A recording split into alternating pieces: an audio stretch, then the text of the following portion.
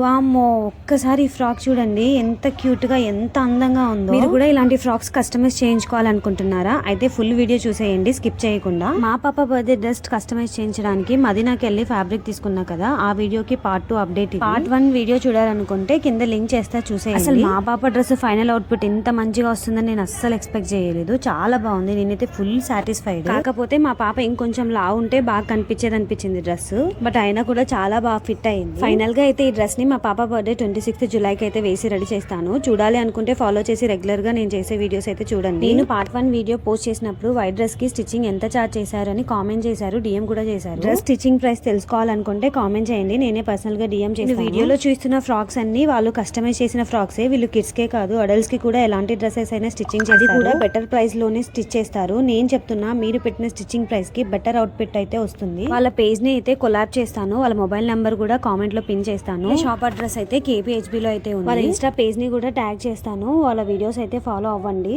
Thanks for watching, follow for more videos.